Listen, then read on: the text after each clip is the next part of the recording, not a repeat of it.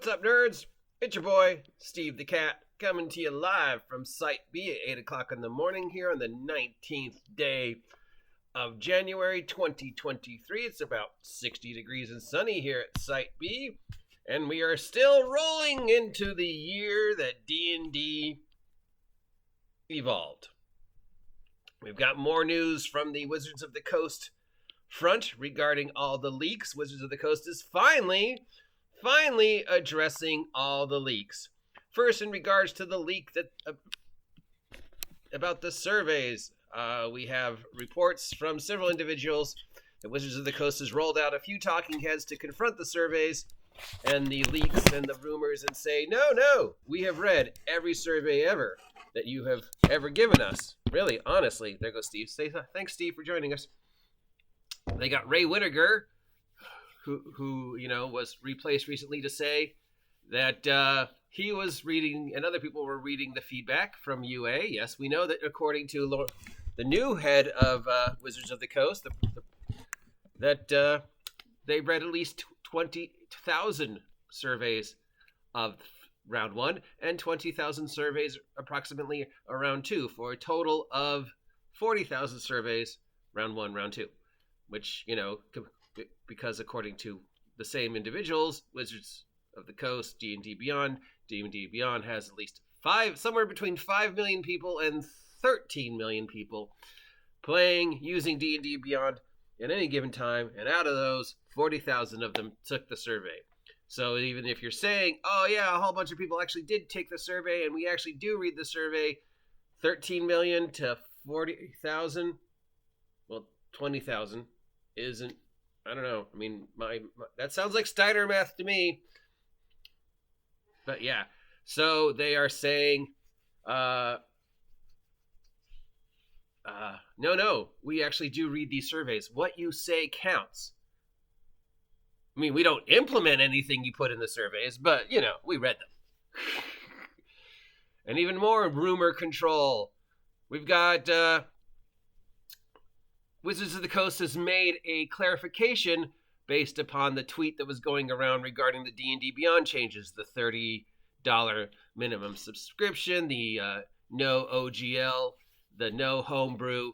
They have said there's misinformation popping up. Rumors of a $30 subscription fee are false. No one at Wizards is working at an AI dungeon. We love our human DMs too much. If you're looking for a DM, we suggest heading over to our Discord, where DM and parties are looking for players. We have designers whose core job is to complete, analyze, and then act upon your feedback.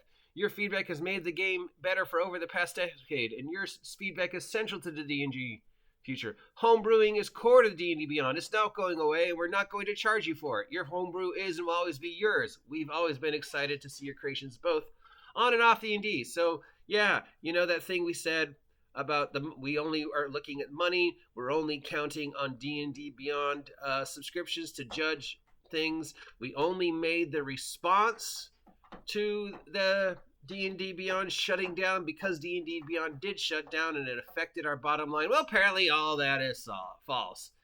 And all that about the $30 subscription fee for the digital D&D Beyond / VTT is false. We're not going to charge you $30 a month. We're either going to charge you more or we're going to charge you less. But they've already said it's going to be a subscription, and it's already going to have a monthly fee, and you're already going to have to pay for every digital thing. I mean, your CEO, your head of Wizards of the Coast, came out and said, we need to monetize D&D more, and we're going to do that through the digital. Meanwhile, we still have no further information regarding the OGL and the OGL 1.0, OGL 2.0, and of course the backwards compatible clause and the going forward clause. The big concerns are that they're going to somehow revoke the OGL 1.0 and the ability for all the people who have been making Wizards of the Coast product for the past 20 some odd years using the OGL suddenly aren't going to be able to, and all those products are somehow going to mysteriously vanish or not be able to be used, or Wizards of the Coast is going to charge you, or those people, hey, Monty Cook, you owe us money for the past 20 years. Hey, Matt Mercer, you owe us money for the past 20 years because we didn't notice you were using our OGL.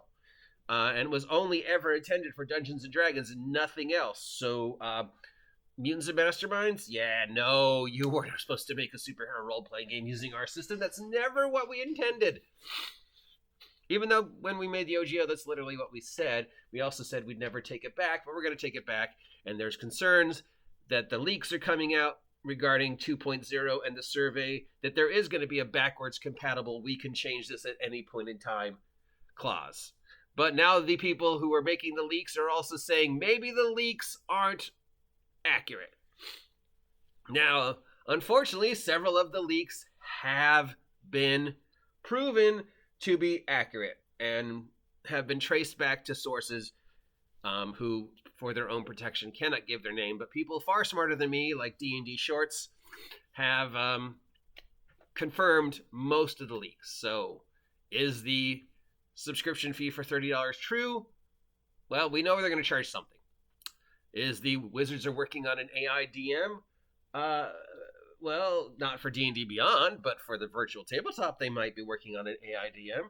They literally said, there's not enough DMs, we want to address that. So, sure. We could come up with an AI DM service and then charge you for it. Wizards of the Coast is saying, no, your third-party stuff is not going to go away. You can still homebrew. You just can't use any OGL 1.0 stuff, or we don't know. So take with this with a grain of salt. Wizards of the Coast has done some rumor control in regards to the surveys and the other stuff. Is there anything else? The first draft for the survey should be out today or tomorrow, but the deauthorization is still on. We still don't know what's going on with the eventual fate of the hobby. I'm sure D&D will be fine in some form. I mean, I know there's people going around saying, oh, Wizards of the Coast is saying you can't play D&D. You're going to have to burn your books and play D&D in secret. No, people will still play D&D. They're just not going to play Wizards of the Coast D&D. They're just not going to play 1/6 edition D&D, I don't think. But I mean, people are still going to play 5e. People are still going to play 4e. People are still going to play 3. People are still going to play Advanced Dungeons and Dragons. People are still going to play one of several dozen OSR games that are technically D&D. I mean, if you're rolling a D20, you could say it's D&D. I mean, I don't even know what Dungeons and Dragons means anymore, because what it means to me, and you, and that guy over there, and that girl over there, and my cat, completely different things. D&D isn't a thing, it's a concept. Fantasy role-playing, using a D20 and the levels. That's D&D-ish, whatever. I don't know. Don't listen to me. I'm an idiot. But there was some rumor control.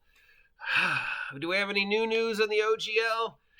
Other than that, no. What we do have is several other companies coming out and saying, we're making our own open source. We know Mongoose is doing it. Modifius is doing it. We've got more stuff from Kobold Press and their Black Flag thing, but then Kobold Press is also saying, no, we're going to sign up with Orc. So, are you making your own? Or are you going to fall under the ORC that Paizo is making? Because which is which? Or are you just saying Project Black Flag will be part of ORC? But they are saying they're going to give us weekly updates, which is nice because Paizo hasn't really said what's going on with the ORC since then. So, who knows? I mean, a lot of people are looking at the Kobold Press and putting a lot of faith.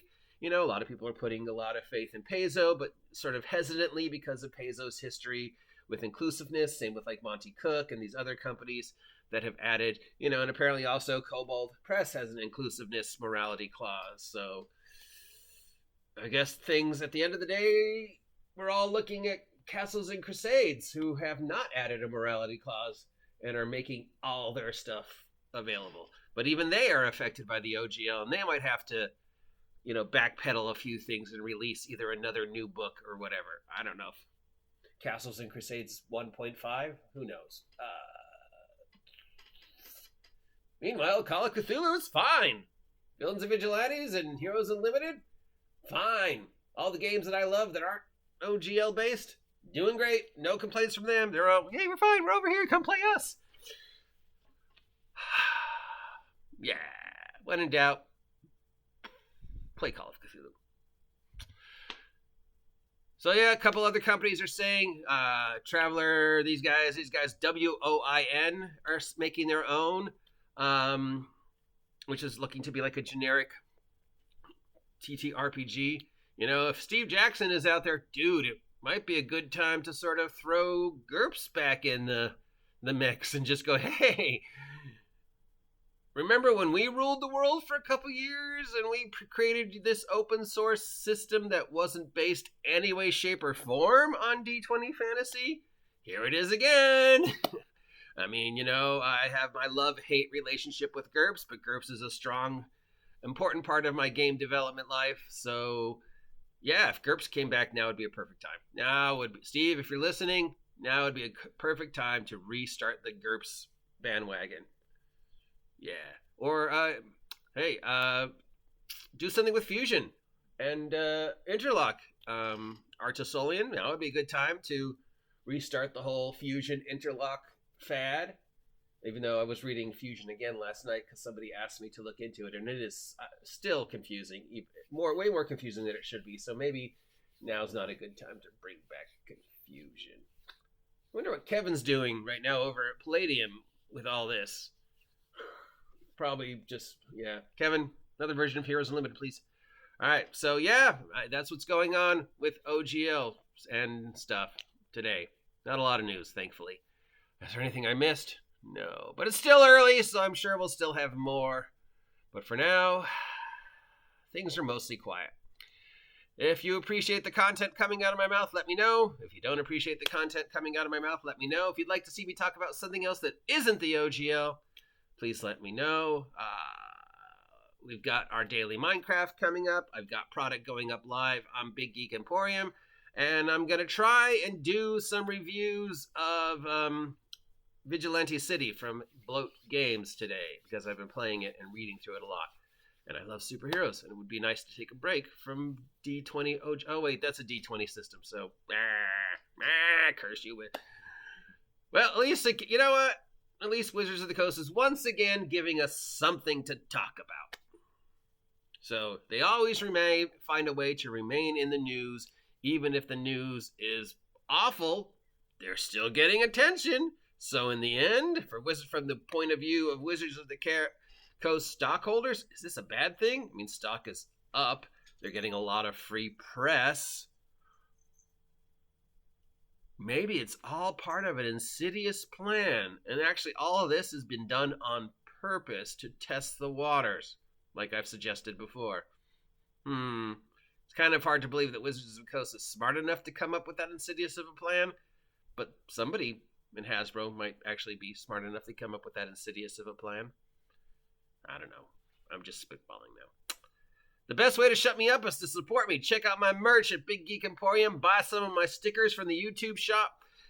Send me your love through the Patreon and the Ko-Fi. Yes, I know I am panhandling, but remember, this is my job, and I need you guys to keep me going through a very long, frustrating 2023. Till next time, thanks, Steve, for hosting. I'll see ya.